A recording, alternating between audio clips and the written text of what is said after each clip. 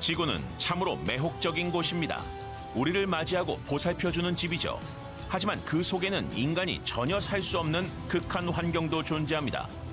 얼어붙은 북극 해역, 치명적인 가스가 분출되는 온천, 산성 진흙, 맹독성 파충류가 도사리는 숲, 질병을 퍼뜨리는 곤충과 영역을 지키는 육식동물이 가득한 밀림은 그야말로 극한의 환경을 만들어내죠.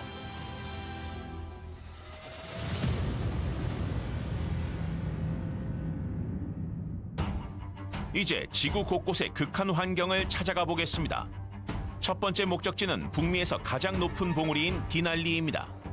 미국 최북단 알래스카주에 위치한 이곳은 6천만 년 전 거대한 판의 융기로 하늘 높이 치솟았죠. 240만 헥타르에 달하는 디날리 국립공원의 알래스카 산맥은 맥킨리 산으로도 알려진 디날리를 정점으로 하고 있으며 높이는 해발 6,190m에 이릅니다. 디날리는 원주민 고유 코너로 큰 산을 뜻합니다. 매년 1,000명이 넘는 등반가들이 이곳을 찾지만 혹독한 날씨와 가파른 경사, 눈사태 위협, 야생동물과 외진 위치로 인해 힘든 산행지 중 하나로 꼽히죠. 1932년부터 2022년까지 디날리 국립공원에서 129명이 목숨을 잃었고 대부분이 정상 등정 중이었습니다.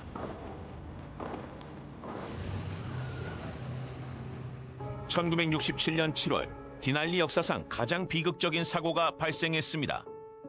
정상에서 하산하던 7명의 등반가들이 시속 480km에 달하는 눈보라에 갇혔죠. 7명 모두 저체온증과 동상으로 숨졌으며 세 구의 시신은 수습되었지만 나머지는 지금도 산속에 남아 있습니다. 이 사고는 디날리 최악의 참사이자 당시 세계 등반사에서도 손꼽히는 비극이었죠.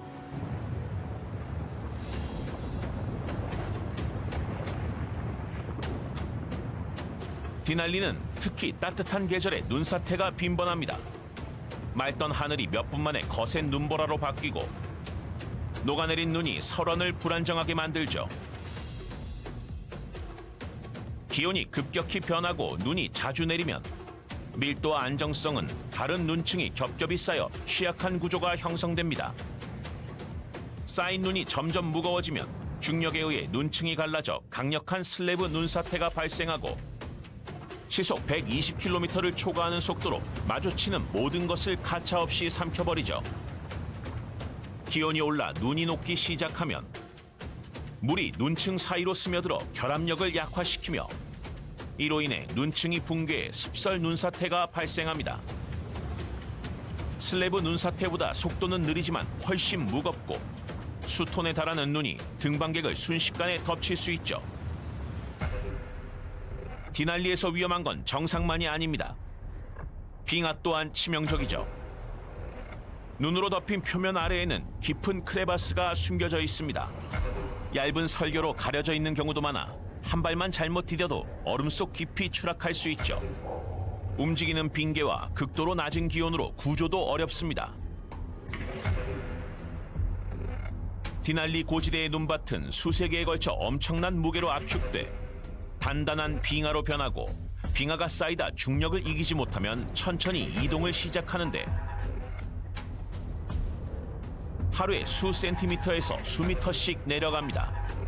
이 흐름은 장대한 얼음강을 형성하는데 그 중에는 길이가 71km에 달하고 디날리의 서쪽 사면을 따라 길게 뻗은 카일트나 빙하도 포함되죠.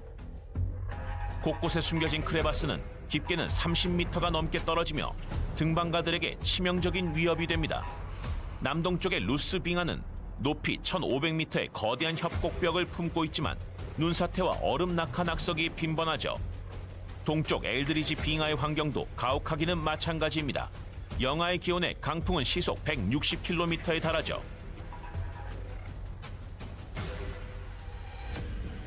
디날리 국립공원은 다양한 대형 야생동물의 서식지로 회색곰과 무스를 비롯해 상당수의 동물들이 산 정상부나 주요 길목인 카일트나 빙하까지 모습을 드러냅니다. 고산지대 등반가들은 회색곰을 보기 어렵지만 저지대나 국립공원 내에서 캠핑하는 경우 먹이에 이끌려오는 곰과 마주칠 수 있으며 이 영역 동물은 위협을 받거나 놀라면 공격적으로 변하기도 하죠.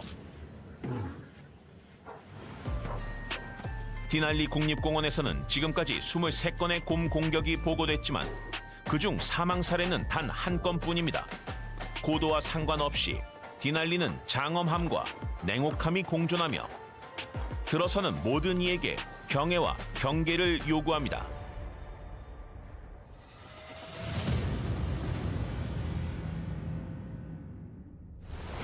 북미에서 가장 높고 바람이 많이 불며 가장 추울 것 같은 정상인 곳에서 대륙에서 가장 뜨겁고 메마른 저지대 국립공원인 이름 그대로 죽음을 품은 데스밸리로 이동해 봅니다. 이 거친 사막 계곡은 지구에서 가장 높은 기온을 보유하고 있습니다.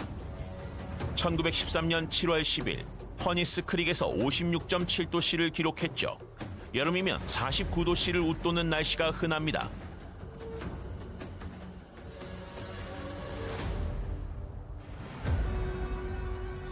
캘리포니아 동부 모하비 사막에 자리한 데스밸리는 특이한 지형과 기후 덕분에 지구에서 가장 뜨거운 곳 중 하나로 꼽힙니다.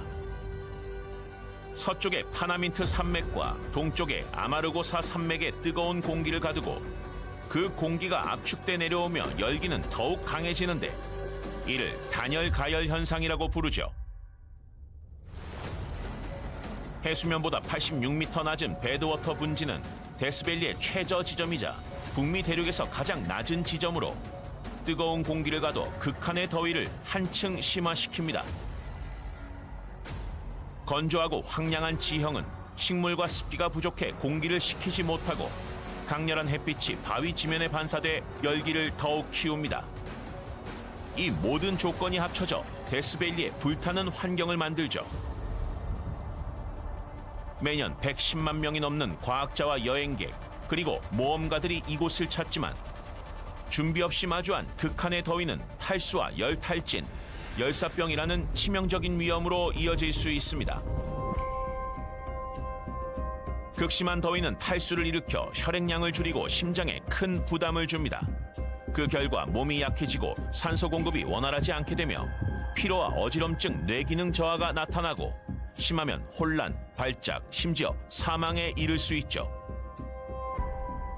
탈수가 심해지면 체온 조절 기능이 무너져 근육경련, 구역질, 빠른 맥박을 동반한 열탈진이 발생합니다. 방치하면 체온이 40도를 넘어서며 열사병으로 악화되고 뇌와 심장, 신장, 근육 같은 주요 장기를 손상시켜 생명을 위협하는 합병증으로 이어지죠. 데스밸리는 황량해 보이지만 극한 환경에 적응해 진화한 다양한 생물이 살아갑니다. 이곳만의 극도로 험한 조건에 맞춰 살아남은 존재들이죠. 맹독성인 모하비 방울뱀과 서부 다이아몬드 백방울뱀은 이곳에서 자주 발견되며 등산로 밖으로 나온 여행객을 공격할 위험이 있습니다. 물리면 혈액이 분자 단위부터 파괴되기 시작하고 5명 중 1명은 목숨을 잃을 수 있죠. 데스밸리에는 전갈과 검은 과부거미도 서식하며 물린 후 치료하지 않으면 위험해질 수 있습니다. 전갈에 쏘이면 극심한 통증과 붓기, 감각마비가 나타나고 반복해서 쏘일 경우 치명적인 알레르기 반응을 일으킬 수 있죠. 검은 과부거미는 신경 말단을 공격하는 독을 주입해 극심한 통증과 경련, 구역질, 호흡 곤란을 유발합니다. 치료가 늦어지면 목숨까지 위태로워질 수 있죠. 마지막으로 반전을 더하자면 데스밸리의 작은 웅덩이는 반가운 존재 같지만 갈증을 풀기 위해 다가간 사람이나 동물을 뜻밖의 위험으로 이끕니다. 이 물 웅덩이에는 유독성 조류가 번식해 있어 마시면 중독 증상이 나타납니다. 얼굴에 물이 튀기기만 해도 피부가 화끈거리고 물집과 붓기가 생길 수 있죠. 데스밸리의 극한 환경 속에서 돌발 홍수는 가장 예측하기 어려운 치명적인 위험입니다. 갑작스러운 호우에 가파른 협곡과 단단히 굳은 땅이 빗물을 흡수하지 못해 마른 강바닥이 거센 물살로 변해 눈앞의 모든 것을 휩쓸어 버리죠. 2022년 8월 폭우로 인한 홍수가 도로를 막아 천여 명이 고립되는 사태가 벌어졌습니다. 극심한 열기와 거친 협곡, 예고 없는 홍수와 맹독성 야생 동물까지 데스밸리는 지구에서 가장 위험한 곳 중 하나로 만반의 준비를 한 이들조차 목숨이 위태로울 수 있습니다.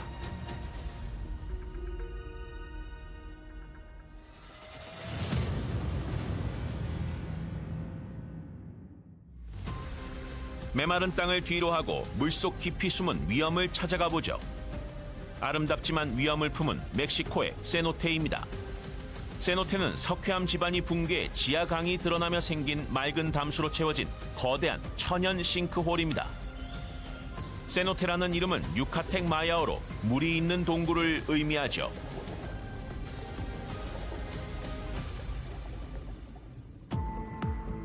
멕시코의 세노테는 주로 유카탄 반도에 분포하며 수천 개의 싱크홀이 세계에서 가장 긴 지하강과 맞닿아 있습니다.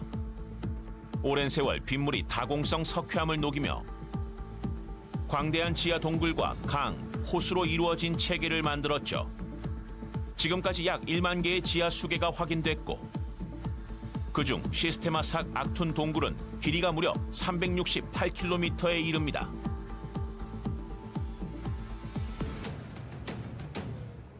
마야인들은 세노테를 사후 세계로 가는 신성한 관문이라 여겨 그 주변에서 제례와 인신 공양을 진행했습니다. 지금도 많은 세노테 속에는 그 의식의 흔적이 잠들어 있죠. 2022년 고고학자들은 세노테 동굴 속에서 북미 대륙에서 가장 오래된 인류 유해 중 일부를 발견했습니다. 기원전 13,700년에서 8,000년 사이의 유해로 추정되었죠. 오늘날 세노테의 아름다움은 전 세계 여행객을 끌어들이고 특히 맑고 투명한 수중 동굴을 탐험하려는 잠수부들에게 인기가 높습니다. 하지만 세노테를 포함한 수중 동굴 다이빙은 세계에서 가장 위험한 스포츠로 꼽힙니다. 잠수부들은 좁은 통로와 갑작스러운 방향 감각 상실, 장비 고장과 산소 부족의 위험에 직면합니다. 칠흑 같은 어둠과 밀폐 공포는 판단력을 흐리고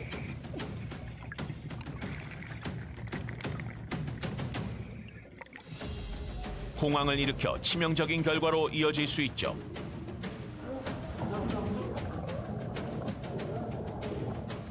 깊은 세노테 잠수에서는 실수의 대가가 큽니다.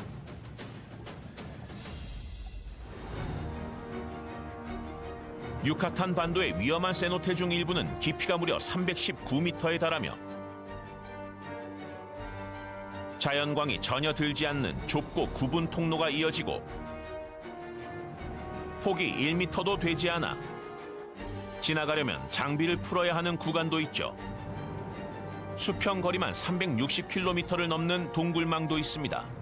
이 동굴 속 공기 주머니는 또 다른 위험 요소로 대개 이산화탄소나 황화수소 같은 유독가스로 채워져 있고 흡입 시 어지럼증과 방향 감각 상실, 급작스러운 의식 상실을 일으킬 수 있죠. 잠수부들은 수면으로 올라갈 수 없는 상태에서 40분에서 60분 동안 수중에 머무는데 산소통과 항법 기술에만 의지해야 합니다. 산소가 부족해지는 순간 치명적인 상황에 직면할 수 있죠. 완전히 물에 잠긴 이 동굴에서는 곧장 위로 탈출할 수 없기 때문입니다. 대표적인 사례는 2024년 2월 세노테 나리스에서 33세인 동굴 잠수 강사가 숨진 사건으로 폐회로 수중호흡기 훈련이 충분치 않아 발생한 사고입니다. 같은 해 10월 세노테 손바칼에서 51세인 아르헨티나 출신 프로 잠수부가 단독 잠수 중 사망한 채 발견됐습니다. 발견 지점은 수심 25m에서 28m로 공기통은 이미 비어 있었으며 단독 잠수가 얼마나 위험한지를 여실히 보여준 사례죠. 2018년 11월 툴룸 인근 세노테 칼림바에서 독일인 동굴 잠수부 2명이 사망했으며 철저히 탐사된 세노테라도 여전히 위험할 수 있다는 사실을 입증했습니다. 1969년 이후 최소 13명의 잠수부가 이 석회암 지하 수중 동굴에서 목숨을 잃었습니다. 세노테 다이빙의 고유한 위험을 줄이려면 철저한 훈련과 안전수칙 준수, 단독 잠수 회피가 필수죠. 유카탄 반도에는 현대 개발로 인해 새로운 위협이 떠오르고 있습니다. 이 지역을 관통하는 1460km 길이의 고속 마야 열차 건설이 큰 논쟁의 중심에 서 있죠. 바위 속까지 쐐기둥을 받고 연약한 석회암 지층에 콘크리트를 부어 일부 세노테에서는 이미 철 성분 오염 반응이 검출됐습니다. 이러한 변화는 많은 세노테를 파괴할 위험이 있을 뿐 아니라 방문객에게 새로운 위험을 더하고 있죠. 오염된 물은 수영객과 해양 생물을 해칠 수 있으며 약해진 동굴 구조는 갑작스러운 붕괴 위험을 높이고 복잡하고 불안정한 수중 통로를 통과하는 잠수부에게 더 큰 위협이 됩니다. 깊이에 의한 방향 감각 상실, 유독 공기층과 무너져 내리는 통로까지 세노테는 세계에서 가장 위험한 자연 탐험지 중 하나입니다.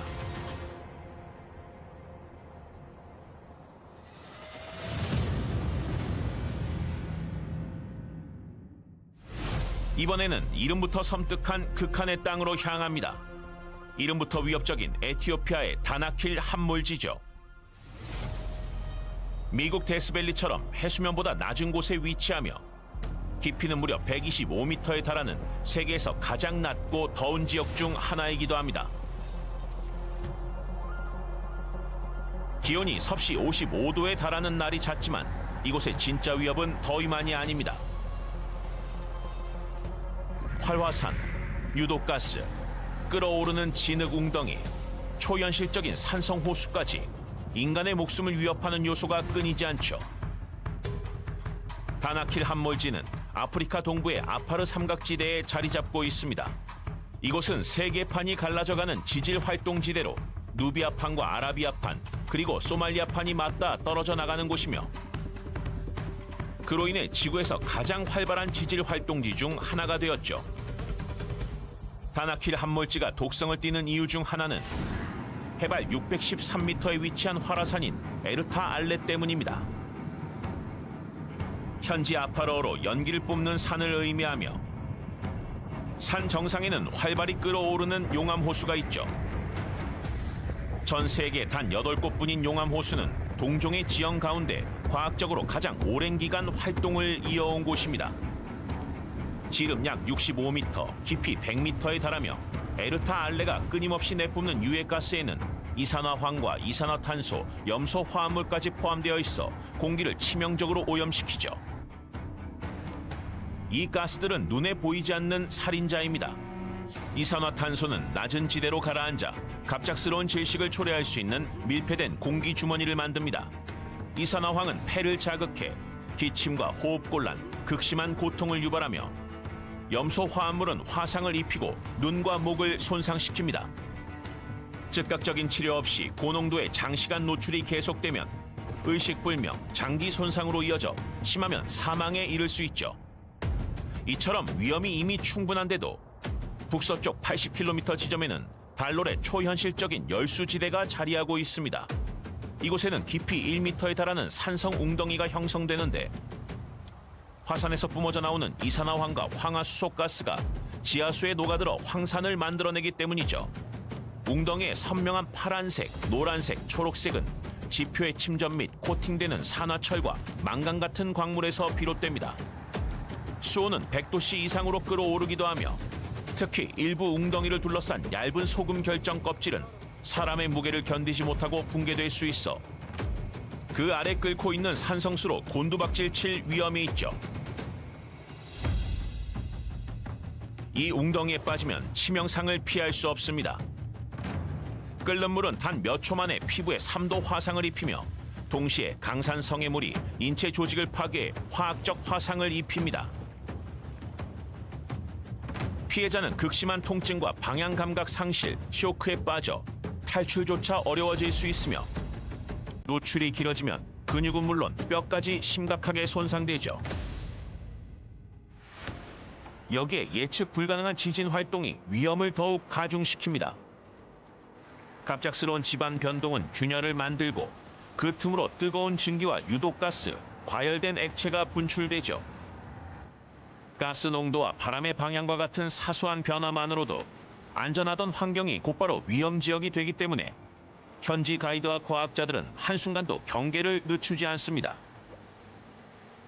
다나킬 지역 토착민인 아파르족은 혹독한 환경에 적응하며 예로부터 소금 채굴로 생계를 이어왔습니다. 이를 뾰족하게 다듬는 전통 풍습과 강인한 생존력으로 알려진 이들은 이곳을 찾는 이들의 길잡이가 되곤 하죠. 다나킬 저지대는 초현실적인 아름다움과 극한의 위험으로 유명하며 이 원시적이고 거친 땅을 탐사하려는 과학자와 탐험가들을 끌어들입니다.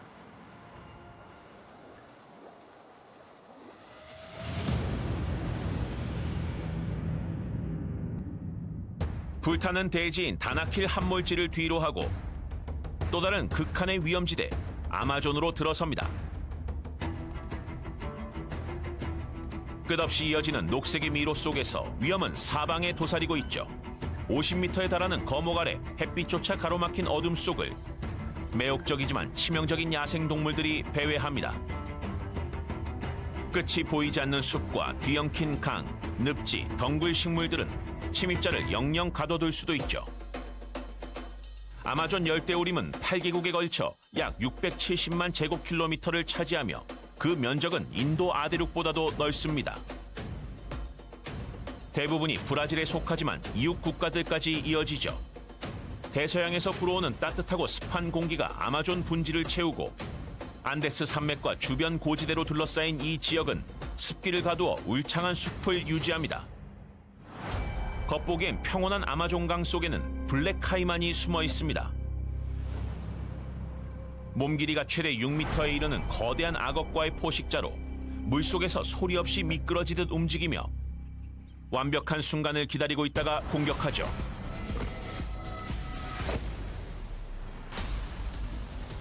강력한 꼬리 힘을 이용해 순간 시속 46km에 달하는 속도로 목표물에 돌진해 2톤이 넘는 압력을 가할 수 있는 턱으로 물고 뼈까지 산산이 으스러뜨리죠. 첫 공격은 먹잇감을 무력화하거나 기절시키기 위한 것이지만 진짜 공포는 그 다음입니다. 먹잇감이 버티면 카이만은 데스로를 시작하죠. 입을 꽉 다문 채 몸을 격하게 비틀어 뼈를 부수고 살점을 찢어낸 후 사냥감이 완전히 제압되면 물속 깊이 끌고 들어가 익사시킵니다. 즉시 먹기 힘든 큰 먹잇감은 강바닥이나 수초 속에 숨겨두었다가 부드러워지면 먹어치웁니다. 2000년부터 2016년까지 아마존의 평온해 보이는 강 속에 숨어있던 이 고대 포식자들에게 최소 23명이 목숨을 잃었으며 대부분이 어부와 마을 주민들이었죠. 이 수역은 지구에서 가장 무거운 뱀인 그린 아나콘다의 서식지이기도 합니다. 길이는 최대 9m, 무게 90kg에 달하며 먹잇감을 온몸으로 휘감아 질식시켜 죽이는 뱀이죠. 2007년 길이 5m의 아나콘다가 브라질에서 8살 소년의 목을 휘감고 공격했습니다. 소년의 할아버지는 무려 30분 동안 사력을 다해 뱀을 때린 끝에 겨우 아이를 구해낼 수 있었죠. 하지만 이 울창한 숲에서 경계해야 할 것은 거대 뱀들이 아니라 눈앞에 있으면서도 눈에 띄지 않는 조용한 살인자들입니다. 길이 4cm도 되지 않는 독화살 개구리는 겉모습만 보면 무해해 보이지만 피부에 치명적인 독을 지니고 있어 과거 원주민들이 불어서 쏘는 화살에 사용했습니다. 화려한 색채는 건드리지 말라고 포식자에게 보내는 경고로 만지기만 해도 붓기와 구토 마비 증상을 일으키죠. 그중 황금 독화살 개구리는 가장 치명적이며 작은 동물은 한 번의 접촉만으로도 죽음에 이르고 인간에게도 치명적입니다. 아마존의 빽빽한 수간과 복잡하게 얽힌 강줄기는 길을 찾기 어렵게 만듭니다. 이곳에서 길을 잃은 등산객과 탐험가, 추락사고 생존자들은 구조대가 도착하기도 전에 굶주림과 감염 혹은 포식자의 공격으로 목숨을 잃기도 하죠. 아마존에서 살아남으려면 이 치명적인 지형을 꿰뚫는 지식이 필요하지만 그런 능력을 지닌 사람은 극소수입니다. 2023년 5월 콜롬비아 정글 깊숙이 추락한 비행기 사고로 13세, 9세, 4세, 생후 11개월 된 원주민 후이토토족 어린이 4명이 고립되었습니다. 이 사고로 어머니를 포함한 성인 3명이 목숨을 잃었죠. 아이들은 40일 동안 굶주림과 야생동물, 쉴 새 없이 퍼붓는 비와 맞서 싸우며 씨앗과 뿌리로 연명했습니다. 형제 중 마지들의 밀림 생존 지식 덕분에 수색팀이 발견할 때까지 살아남을 수 있었죠. 이 40일의 기적은 아마존에서는 정글에 대한 지식이 곧 생명줄이라는 사실을 보여줍니다. Los más valientes fueron nuestros 4 menores. Ellos no tenían los equipos, ni la tecnología, ni la capacidad que nosotros desplegamos.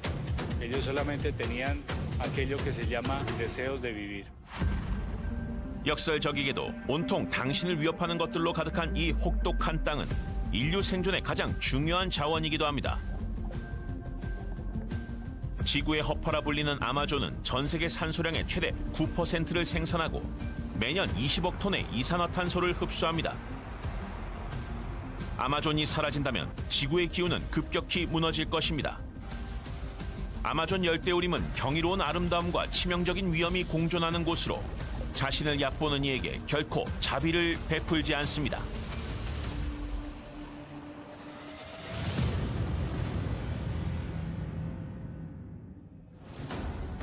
포식자들로 가득한 아마존을 벗어나 이번에는 대서양을 건너 수천 년 동안 위험을 품고 흐르고 있는 강으로 이동하겠습니다. 바로 나일강입니다. 11개국을 지나는 수백만 명의 생명줄이자 수천 년 인류의 역사를 만들어 온 강이지만 거센 물살과 치명적인 야생동물 그리고 위험한 범람은 존경만큼이나 경계심을 불러오죠. 나일강은 아프리카에서 가장 긴 강입니다. 길이는 6,650km로 미 대륙을 동서로 가로지르는 길이보다 3,280km나 더 길죠. 우간다에서 발원하는 백나일강과 에티오피아의 청나일강이 수단 하루툼에서 만나 북쪽으로 흐르며 사막과 비옥한 땅을 지나 이집트를 거쳐 지중해로 흘러갑니다. 나일강 삼각주의 토양은 범람 때마다 쌓이는 비옥한 실트 덕분에 역사적으로 농사에 최적의 환경을 제공해 왔습니다. 강가의 짙은 녹지와 그 너머의 황량한 사막은 우주에서도 뚜렷이 구분될 만큼 대비가 극명하죠. 나일강 유역 주민들에게 강한 물살은 늘 도사리는 위험입니다. 낚시나 강을 건너는 일조차 목숨을 걸어야 할 때가 많죠. 강의 길이와 계절별 범람, 지류 함유로 인해 물살은 소용돌이와 급류를 만들어 순식간에 작은 배를 뒤집거나 수영하는 사람을 휩쓸어 갈 수 있습니다. 나일강은 평균 폭이 약 2.8km이며 수심은 10m에 달합니다. 우기에는 범람한 강물이 거세게 몰아쳐 위험은 훨씬 커지죠. 특히 구조가 신속히 이뤄지기 어려운 농촌 지역에서는 매년 수백 건의 익사 사고가 보고됩니다. 수많은 생명을 살리는 강이지만 동시에 목숨을 앗아가기도 하죠.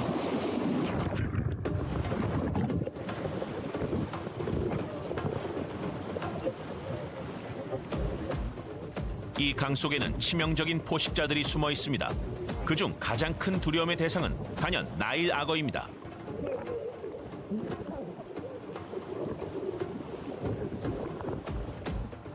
최대 6m 몸 길이에 무게는 900kg이 넘고 무려 2200kg의 압력을 가하는 턱은 뼈까지 부러뜨릴 수 있죠.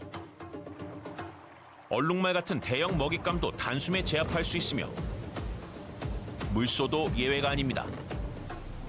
대부분의 악어가 사람을 피하는 것과 달리 나일 악어는 해마다 약 200건의 인간 공격을 일으키며 그중 60%가 치명적인 결과로 이어져 악명이 높습니다. 실제로 카약을 타던 사람들이 치명적인 악어의 공격으로 죽음과 맞선 사건도 있었죠.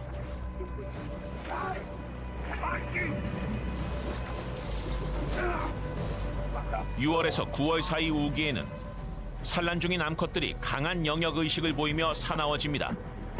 먹이 없이 최대 14주 동안 알을 지키며 굶주림과 모성 본능이 결합된 이 시기에는 강에서 수영을 하거나 낚시 또는 일하는 사람 누구나 더 큰 위험에 노출됩니다.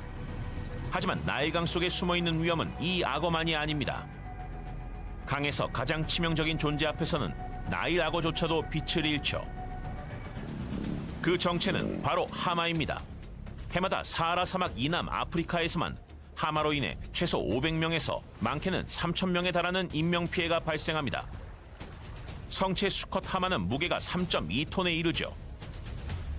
그들은 큰 덩치에도 육지에서 시속 30km로 돌진하며 물속에서도 놀라울 만큼 재빠릅니다.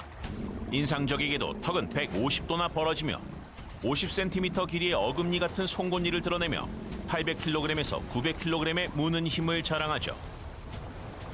육식동물은 아니지만 자신들의 영역이나 물길이 위협받으면 사나워져서 경고 없이 돌진해 배를 뒤집어 버리기도 하는 나일강의 또 다른 치명적인 포식자입니다.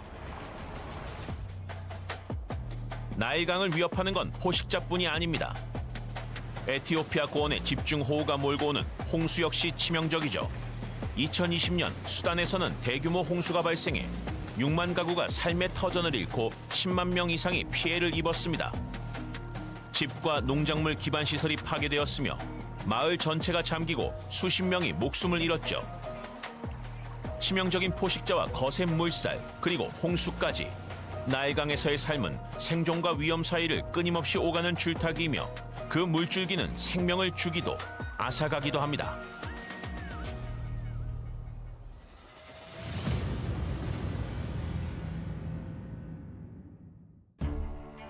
이제 이집트 다합 해안에서 약 100km 떨어진 곳인 우리 여행의 네 번째 가장 극한 지역인 홍해 해안으로 향합니다. 투명한 수면 아래에는 악명 높은 블루홀이 숨어 있습니다. 아름다움 속에 위험을 감춘 이곳은 수많은 잠수부를 유혹했고 그중 일부는 돌아오지 못했죠.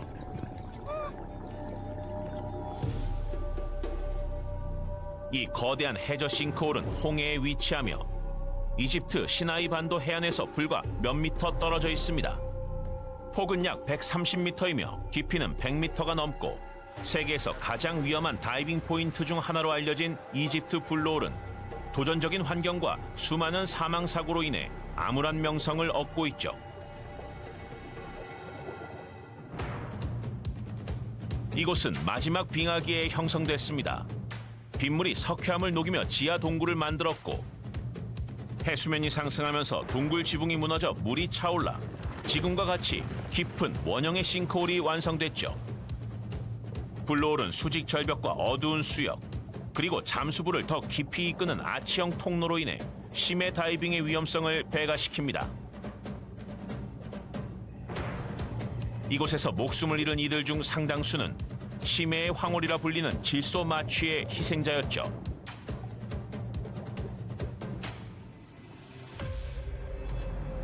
잠수부의 위치가 수심 30m를 넘어서면 물의 압력이 증가해 질소가 섞인 호흡 공기가 압축됩니다. 평소에는 무해한 질소가 이 압력으로 혈액과 조직에 빠르게 녹아들며 질소 마취를 일으키게 됩니다.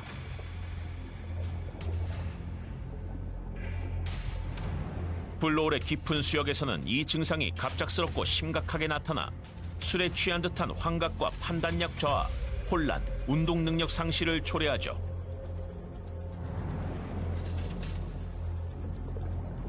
이 상태에 빠진 잠수부는 너무 깊이 내려가거나 안전 절차를 잊어버리거나 동료 잠수부와 떨어지기도 하는데 이런 실수는 곧 죽음으로 이어집니다.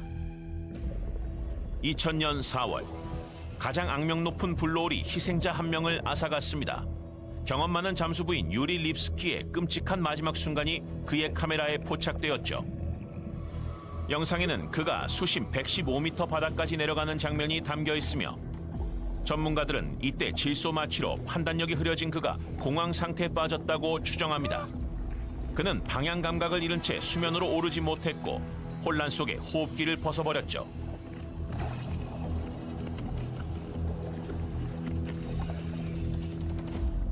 비극적이게도 그의 시신은 다음날 인양됐습니다. 블루홀을 악명 높게 만든 또 하나의 이유는 바로 아치입니다.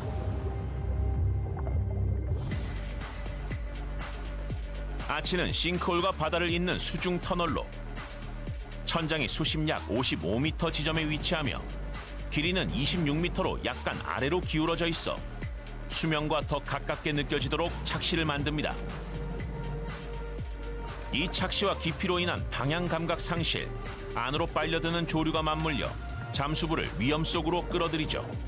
아치를 통과하는 것은 하나의 명예훈장처럼 여겨지지만 공기량의 계산 실수, 질소 마취, 방향 감각 상실이 겹치며 수많은 사람이 목숨을 잃었습니다. 이곳에서 목숨을 잃는 이들 대부분은 스쿠버 다이버들이지만 프리 다이버들 역시 아치의 희생자가 되기도 하죠. 호흡을 참아야 하는 부담이 더해지면 산소 부족과 의식 상실로 이어질 수 있기 때문입니다. 2017년 세계적인 프리다이빙 안전 전문가인 스티븐 키너는 세계 기록 보유자인 알레시아 제키니의 아치 통과 시도에 동행하다가 안타깝게도 목숨을 잃었습니다. 불놀 깊숙한 곳을 탐험하는 일이 얼마나 위험한지 보여주는 사건이었죠. 높은 사망률로 인해 다합 인근의 불노을은 잠수부들의 묘지라는 별명을 얻었고 정확한 사망자 수를 확인하기는 어렵지만 150명 이상이 이곳에서 목숨을 잃은 것으로 추정되며 세계에서 가장 치명적인 다이빙 명소 중 하나로 꼽힙니다. 지금도 불노을 깊은 바닥에는 여러 잠수부의 시신이 남아 있습니다. 극심한 수심과 열악한 환경 탓에 수습조차 되지 못했죠. 입구 절벽 주변에는 희생자들의 이름이 새겨진 추모비가 줄지어 서 있으며 고요한 수면 아래 숨은 위험을 잊지 말라는 섬뜩한 경고가 되고 있습니다.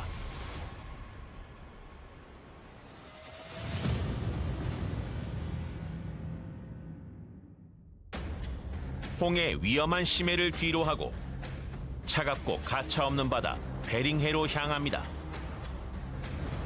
이곳의 거친 날씨는 차가운 북극의 공기와 따뜻한 태평양 해류가 맞부딪혀 만들어지며 그 결과 거센 폭풍과 허리케인급 강풍, 폭설과 험한 파도가 끊이지 않죠.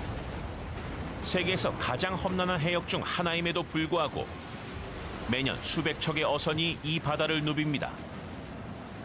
세계 어업에 있어 빼놓을 수 없는 핵심 지역이기 때문이죠.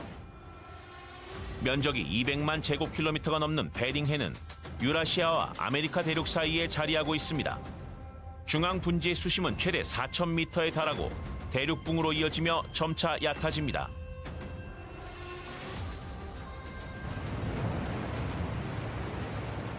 태평양과 북극에서 흘러오는 영양분 가득한 해류 덕분에 세계에서 가장 생산적인 어장 중 하나로 꼽히죠.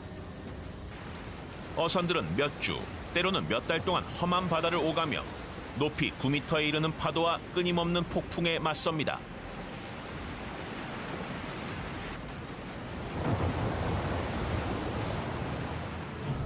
(2000년) 이후 약 500명의 어부가 이 바다에서 목숨을 잃었고 최소 23척의 배가 전복될 정도로 세계에서 가장 위험한 바다 중 하나죠. 구조 작업은 극도로 어렵습니다. 미 공군 특수구조대와 해안경비대는 코디악, 더치하버 또는 콜드베이, 세인트폴 섬과 같은 전진 기지에서 헬기로 출동합니다. 베링해의 먼 해역에 있는 배를 구조하려면 날씨와 위치에 따라 4시간 이상이 걸리기도 합니다. 구조대는 돌풍과 눈보라, 앞조차 보이지 않는 시야 속에서 생존자를 찾아야 하죠. 이곳에서는 저체온증이 몇 분 만에 찾아올 수 있으며 이 가혹한 환경에서는 단 몇 분의 지연도 생사의 갈림길이 됩니다. 베링의 일부 해역의 수온은 1도씨까지 떨어질 수 있으며 기온은 평균 영하 10도씨에서 20도씨이고 심하면 영하 45도씨까지 내려가기 때문에 저체온증은 이 바다에서 늘 도사리는 위험이죠. 체온이 35도씨 아래로 떨어지면 저체온증이 시작되고 몸은 열을 만들기 위해 근육을 움직여 격렬한 떨림을 발생합니다. 혈류는 중요한 장기로만 집중돼 손발이 차갑고 감각이 둔해지죠.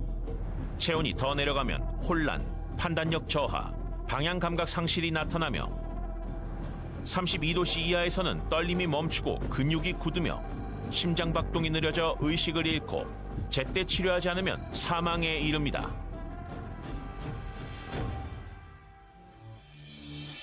이런 가혹한 환경에서는 갑판 위에 오래 서 있는 어부조차 위험에 노출됩니다. 특히 겨울철의 거센 바람은 시속 110km를 넘나들며 노출된 피부를 순식간에 동상에 걸리게 만들죠. 이 바람은 거대한 파도를 일으켜 배를 때리고 물을 뒤집어 씌우며 작은 선박은 아예 전복될 수도 있습니다. 이곳에서 바다에 빠진 선원은 즉시 구조되지 않으면 살아날 가능성이 거의 없습니다. 베링해는 한치의 자비도 없는 바다이며 모든 항해는 인간의 한계를 시험하죠. 어부든 구조대원이든 생존은 기술과 타이밍 그리고 운에 달려 있습니다. 이 적대적인 바다에서 주도권은 언제나 자연이 쥐고 있으며 아무리 철저하게 준비한 선원이라도 한 번의 실수가 마지막이 될 수 있죠.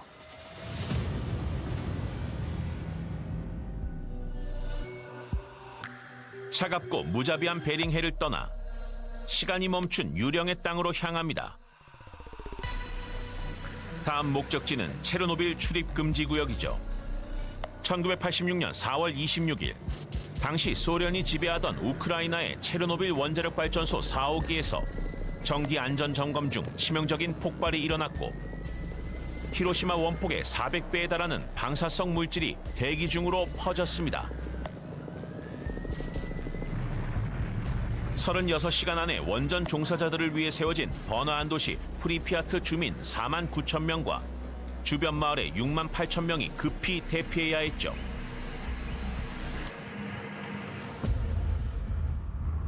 소련 당국은 방사능 확산을 막기 위해 30km, 즉 면적 2634제곱킬로미터를 체르노빌 출입 금지 구역으로 설정했고 이후 벨라루스에도 추가 구역이 만들어져 총 제한 구역 면적은 4143제곱킬로미터에 이르렀습니다. 이곳의 방사선 수치는 위험 단계에서 치명적 단계까지 다양하며 대부분의 땅은 인간이 살 수 없는 상태로 남아있죠. 공식 집계에 따르면 사고 직후 사망자는 31명이었는데 유엔은 전체 직접 사망자를 50명으로 보고 있습니다. 2005년 유엔은 장기적인 방사능 노출로 인해 최대 4,000명이 추가로 사망할 수 있다고 추정했죠. 대표적인 건강 피해로는 갑상선암, 백혈병, 선천성 기형이 있으며 특히 사고 당시 노출된 어린이들에게서 많이 나타났습니다. 방사선 양은 시간당 마이크로시버트로 측정되며 흉부 X선 촬영 한 번에 약 100 마이크로시버트가 노출되고 일상적인 자연 방사선 양은 시간당 약 0.4 마이크로시버트죠. 체르노빌 원전 인근은 시간당 0.9 마이크로시버트에 이르며 위험 지역의 경우 시간당 최대 40 마이크로시버트까지 치솟았는데 이는 하루 만에 심각한 방사성 질환을 일으킬 수 있는 수준입니다. 4호기에서 불과 2km 떨어진 곳에 붉은 숲이 있습니다. 지구에서 가장 방사능이 강한 지역 중 하나로 폭발 당시 치명적인 방사능을 흡수한 소나무들이 붉게 변색되며 그 이름이 붙었죠. 수십 년이 지난 지금도 이 숲은 위험한 상태로 일부 지점의 방사선 수치는 시간당 35에서 40 마이크로시버트에 달합니다.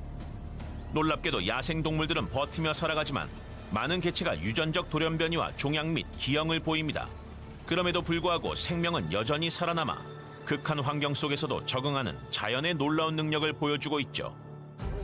체르노빌 출입 금지 구역의 방문객들은 철저히 관리되고 가이드가 방사선량 측정기를 들고 동행해 체류 시간을 엄격히 제한합니다. 프리피아트 일부처럼 방사선 수치가 낮은 구역은 짧게 머무는 경우 위험이 크지 않지만 고방사선 지역에 오래 노출되면 구토, 피로, 암, 장기적인 유전 손상으로 이어질 수 있습니다. 여전히 남아있는 방사성 낙지는 접촉이나 흡입을 통해 추가적인 위험을 안기지만 그럼에도 불구하고 이곳은 다크 투어리즘의 명소가 되었고 죽음과 비극, 재난의 현장을 찾는 사람들을 끌어들이고 있죠. 체르노빌은 그 목록에서 가장 악명 높은 장소 중 하나로 멈춰버린 세상, 종말 이후의 풍경을 엿보게 합니다. 이들은 한 번도 개장하지 못한 놀이공원의 대관람차와 첫 대형자들의 방사능으로 오염된 옷이 그대로 남아있는 지하의 버려진 병원 등 상징적인 장소들을 둘러봅니다. 모든 흔적은 아직도 사라지지 않은 위험을 상기시키는 차가운 증거죠. 오늘날 체르노빌과 그 주변의 출입 금지 구역은 지구상에서 가장 극단적인 장소 중 하나로 남아 있습니다. 이곳에는 치명적인 방사능 지대를 비롯해 인간과 환경이 겪은 파괴 유산이 한데 뒤엉켜 있죠.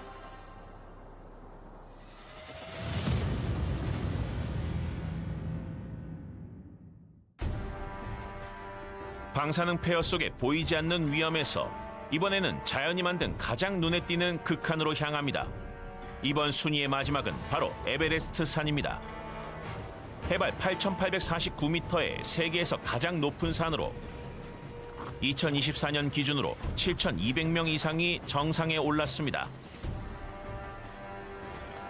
그중 일부는 여러 번 등정했죠. 에베레스트 정상에 선다는 건 지구에서 가장 가혹한 환경 중 하나를 이겨냈다는 뜻이지만 지금까지 340명 넘는 등반가가 목숨을 잃었으며 200구 이상의 시신이 여전히 산에 묻혀 있죠. 회수가 불가능할 만큼 위험하기 때문입니다. 그 자체로 에베레스트는 용서 없는 산임을 알 수 있죠. 히말라야와 네팔, 티베트 국경에 걸쳐 솟아있는 이 산은 해발 8,849m에 이릅니다. 5,364m 지점에는 남부 베이스 캠프가 있고 험준한 암벽지대에 둘러싸여 있죠. 5,900m 부근에는 깊게 갈라진 크레바스와 거대한 얼음 기둥이 얽힌 쿰부 빙폭이 있습니다. 7,900m에는 거의 수직에 가까운 로체 페이스가 기다립니다. 8,000m를 넘으면 데스존이라 불리는 구역에 들어서는데 산소가 극도로 부족해 속도와 지구력이 생존을 좌우하죠. 정상까지 오르기 위해선 구간마다 치명적인 난관을 넘어야 합니다. 에베레스트 산의 기온은 보통 영하 36도씨 아래로 떨어지며 최저 영하 40도씨에 이릅니다. 차가운 공기와 강풍은 저체온증을 불러오고 급격한 체온 저하, 동상, 운동 능력 상실, 장기 기능 마비로 이어질 수 있죠. 8,000m 이상에서는 산소 농도가 해수면의 3분의 1에 불과해 고산병이 등반가에게 즉각적이면서도 치명적인 위협이 됩니다.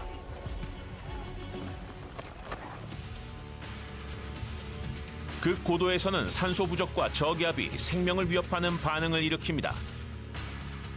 급성 고산병은 두통, 구역질, 어지럼증, 판단력 저하로 시작되며 몸이 산소를 제대로 공급하지 못하는 상태입니다. 빠른 등반과 과도한 체력 소모는 증상을 악화시키며 방치하면 고산 뇌부종으로 악화돼 뇌혈관이 산소 부족으로 혈장을 누출시키고 그로 인한 뇌부종, 혼란, 환각, 운동 불능 상태에 이를 수 있죠. 또 다른 치명적 증상인 고산 폐부종은 저산소로 수축한 폐혈관에서 혈장이 새어나와 폐 조직과 공기 주머니를 채우는 현상입니다. 즉시 하산하지 않으면 치명적인 증상들이죠.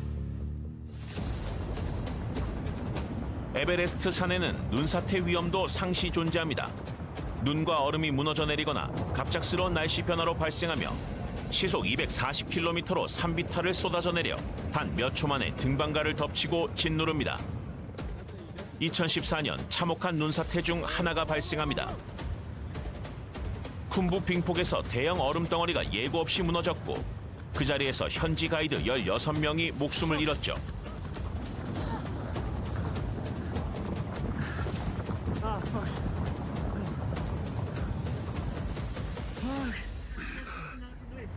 이번 사고는 셰르파들이 매일 목숨을 걸고 등반객들을 험한 길로 안내한다는 현실을 전 세계에 각인시켰습니다. 최근 에베레스트에서 가장 큰 문제는 인파입니다. 정상 인근에서 등반객들이 길게 줄을 서며 발이 묶이자 산소가 턱없이 부족한 데스존에서 장시간 머무는 위험한 상황이 이어집니다.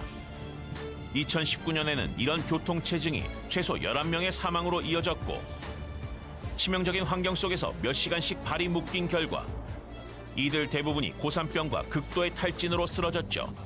네팔 정부는 이를 막기 위해 단독 등반을 금지하고 등반 경험 증명서 제출을 의무화하며 2025년부터 등반 허가증 발급 비용을 인상했습니다. 그럼에도 불구하고 에베레스트는 여전히 사람들을 유혹합니다. 극한의 성취감을 위해 목숨을 거는 이들이 줄지 않으니까요. 에베레스트는 인간이 불가능에 도전하는 상징이지만 모든 정상 정복이 영광을 안겨주지는 않습니다. 누군가에게는 승리로 끝나지만 또 누군가에게는 마지막 길이 되죠. 에베레스트는 강인함과 경외심을 필요로 합니다. 그럼에도 불구하고 무사히 돌아오는 이들은 많지 않죠. 타는 듯한 사막에서 얼어붙은 바다까지 목숨을 위협하는 밀림에서 방사능으로 물든 황무지까지 세계 가장 극한 지역 10곳은 자연의 거칠고도 압도적인 힘과 인간의 한계를 일깨워줍니다. 극한의 경험을 쫓는 모험가들을 여전히 불러들이는 곳이 있지만 어떤 곳은 지구의 가장 무자비한 구석에 도사린 위험을 경고하죠. 이 장소들은 수세대에 걸쳐 탐험가와 과학자, 생존자들을 시험하며 그들을 한계 끝까지 몰아붙여 왔습니다. 하지만 치명적인 위험을 넘어 이곳들은 지구가 지닌 경이로운 다양성과 극한 속에 숨겨진 아름다움을 드러냅니다. 여정을 마무리하며 한 가지는 분명해집니다. 지구는 경이로운 만큼이나 치명적이라는 사실 말입니다. 그리고 이 극한의 환경에 발을 들이는 대담한 이들에게 생존은 결코 보장되지 않습니다.